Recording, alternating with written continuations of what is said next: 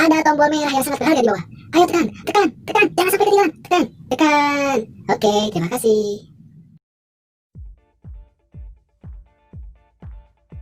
Oke, assalamualaikum warahmatullahi wabarakatuh. Apa kabar adik-adik semua? Alhamdulillah, luar biasa. Allahu Akbar. Pada pertemuan kali ini, kemarin kita udah belajar tentang perkalian pecahan ya, perkalian pecahan. Nah, hari ini kita akan melanjutkan ke perkalian desimal. Sebelum ke perkalian desimal, Bapak ada sedikit kisah. Kisahnya dari kisahnya tentang apa? Tentang hikmah gitulah. Di video berikut nanti akan ada kisah. Semoga adik-adik termotivasi menjadi diri yang lebih baik lagi. Oke. Nah, setelah itu ada materi tentang matematikanya. Dan adik-adik untuk pertemuan kali ini nggak ada tugas ya, santuy pokoknya, nggak ada tugas. Namun walaupun nggak ada tugas, adik-adik wajib tetap belajar di rumah dan selalu mengerjakan soal apapun itu tentang matematika. Nah, walaupun nggak disuruh sama bapak, tapi adik-adik harus terus belajar di rumah ya, supaya adik-adik semakin berkembang skill kematematikannya dan semakin lebih baik lagi ya. Semangat tonton video berikut ini, semoga adik-adik menjadi diri yang lebih baik lagi. Oke?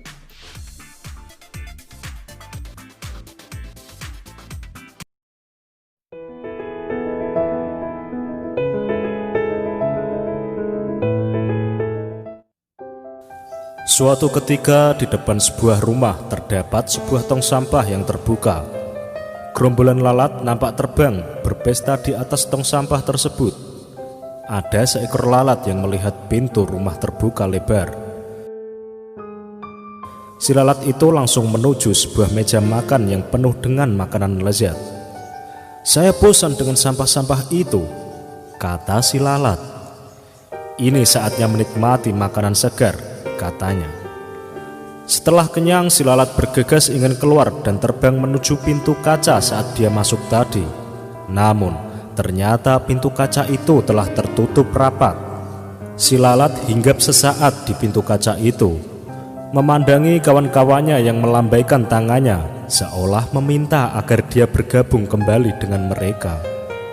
Si lalat pun terbang di sekitar kaca, sesekali melompat dan menerjang kaca itu. Dengan tak kenal menyerah, si lalat mencoba keluar dari pintu kaca. Lalat itu merayap mengelilingi kaca dari atas ke bawah, dari kiri ke kanan, bolak-balik.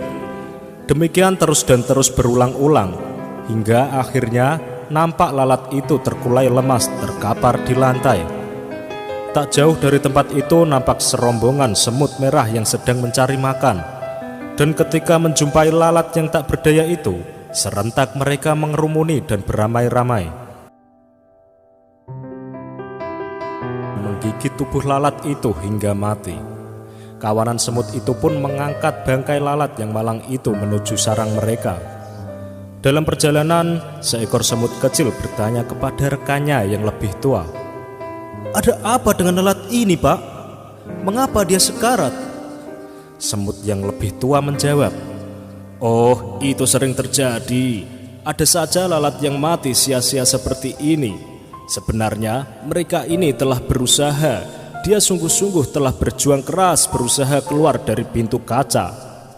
Namun ketika tak menemukan jalan keluar, dia frustasi dan kelelahan hingga akhirnya jatuh sekarat dan menjadi menumpahkan malam kita." Semut kecil itu manggut-manggut, namun masih penasaran dan bertanya lagi, "Aku masih tidak mengerti. Bukannya lalat itu sudah berusaha keras, kenapa tidak berhasil?" Masih sambil berjalan dan memanggul bangkai lalat, semut tua itu menjawab, "Lalat itu adalah seorang yang tak kenal menyerah dan telah mencoba berulang kali. Hanya saja dia melakukannya dengan cara-cara yang sama." Semut tua itu memerintahkan rekan-rekannya untuk berhenti sejenak, seraya melanjutkan perkataannya, namun kali ini dengan mimik dan nada yang lebih serius. Hai anak muda, ingatlah jika kamu melakukan sesuatu dengan cara yang sama, tetapi mengharap hasil yang berbeda, maka nasib kamu akan seperti lalat ini. Para pemenang tidak akan melakukan hal-hal yang berbeda, tetapi mereka hanya melakukannya dengan cara yang berbeda. Lihatlah anak muda, di atas pintu kaca itu terdapat lubang ventilasi udara. Jika lalat itu konsentrasi dan membuka pikirannya, maka ia akan berhasil keluar. Dari cerita tersebut, kita dapat melakukan evaluasi pada diri sendiri. Apa yang menyebabkan kegagalan atau faktor hidup Anda berjalan di tempat atau tanpa kemajuan. Kenalilah sumber-sumbernya. Semakin Anda mampu merinci faktor kegagalan, maka semakin tajam Anda mencari solusinya, yang pastinya dengan cara yang berbeda. Pada waktu John F. Kennedy kalah dalam suatu pemilihan untuk merebutkan kursi calon wakil presiden Amerika pada tahun 1956. Dalam kegagalan tersebut, dia tidak putus asa dan tidak berhenti, tetapi sebaliknya ia berkata, "Sekarang kita sudah mengetahui kesalahan-kesalahan yang kita perbuat dan mengetahui apa yang harus kita perbuat untuk menang pada pemilihan yang akan datang. Kita akan melaksanakan pekerjaan yang besar itu lagi." Dan akhirnya, pada pemilihan tahun 1960, Kennedy memenangkan. Bukan lagi wakil presiden yang ia menangkan, melainkan ia memenangkan sebagai presiden termuda Amerika Serikat. Nah sobat, semoga kisah dari lalat dan semut tadi dapat menginspirasi sobat semua. Ikuti terus video dari Celah Terang, inspirasi dahsyat rahasia pola pikirmu.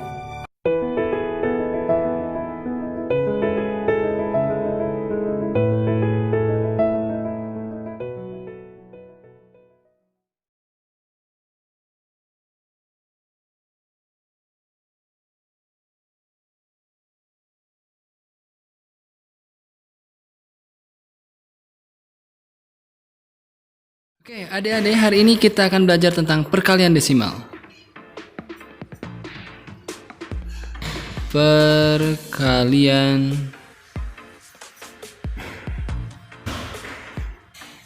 desimal. Nah, perkalian desimal. Contoh, misalkan langsung aja ke contoh ya biar jelas gitu kan ya.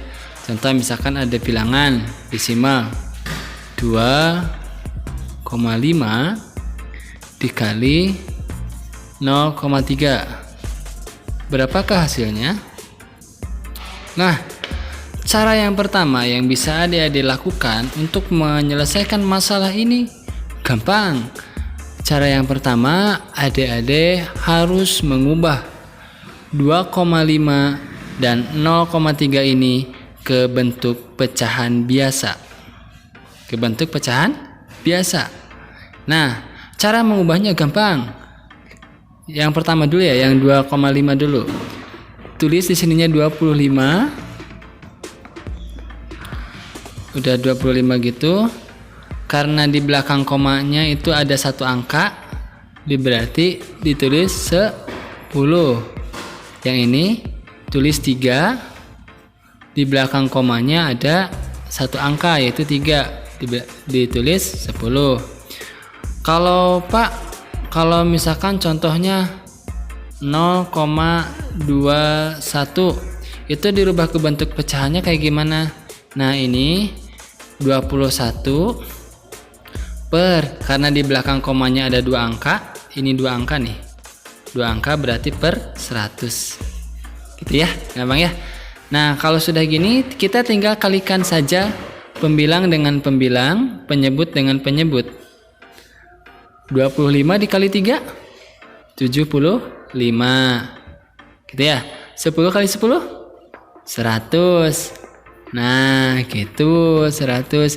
Nah, 75 kita rubah ke bentuk pecahan desimal boleh atau ke pecahan biasa boleh. Nah, 75 per 100 itu sama saja dengan 0,75. Gitu ya, gampang kan ya.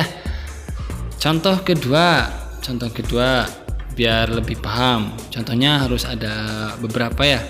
Contoh yang kedua misalkan ada soal 3,12 dikali 1,2 misalkan, berapakah hasilnya? Ini mudah, kita pakai cara yang tadi ya, ini nomor 2. Nah, 3,12 ini kita rubah ke bentuk pecahan desimal, kita rubah ke bentuk pecahan biasa.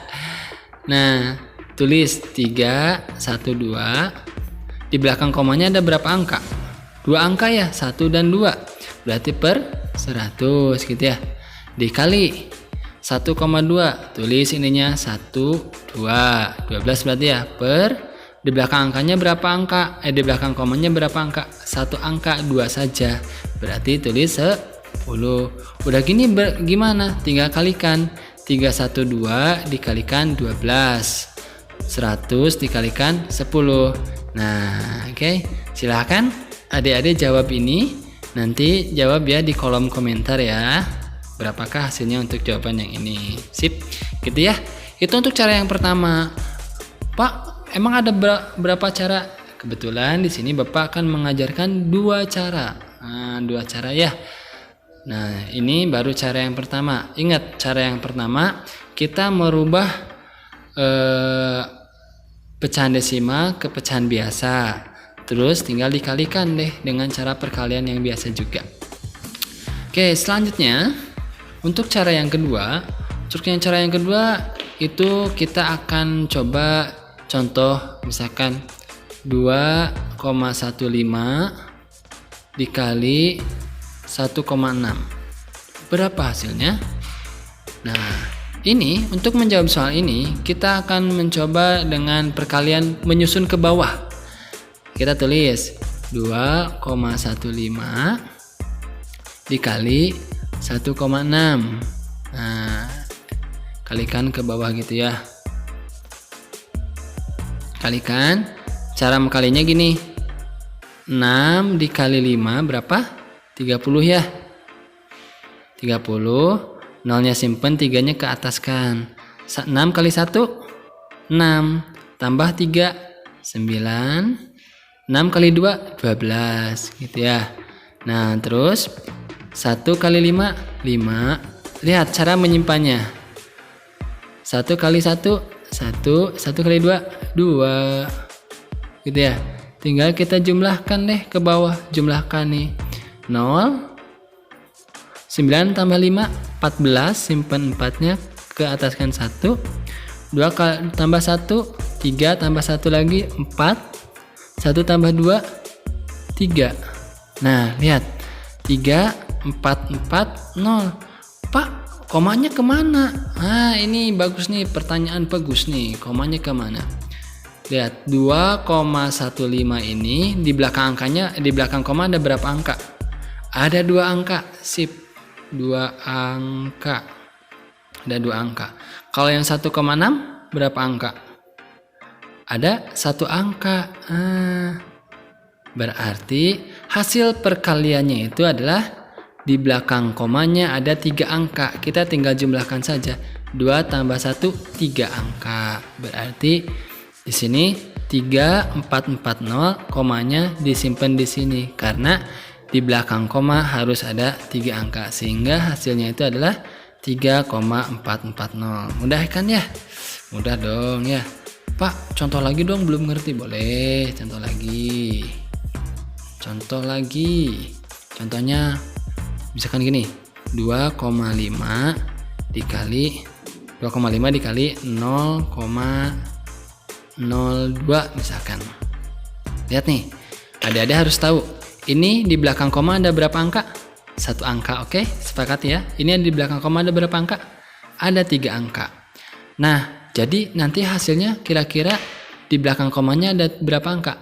Ada 3 angka ya, karena di sini 1 angka, di sini 2 angka. Oke, paham? Paham ya? Kita kalikan dengan cara menyusun ke bawah. 2,5 dikali 0,02. Nah, kali ya. 2 kali 5 10. Simpan 1 sini gitu kan ya. Simpan 1. 2 kali 2 4 tambah 1 5 gitu. Gitu ya. 0 kali 5 0, 0 kali 2 0, 0 kali 5 0, 0 kali 2 0 gitu. Kita tinggal jumlahkan deh ke bawah, susun ke bawah. Ini jumlahkan 0, 5 tambah 0 5, 0 tambah 0 0, 0 0. Ingat di belakang komanya ada berapa angka? Tadi ada 3 angka, sehingga kita simpannya di sini. Gitu.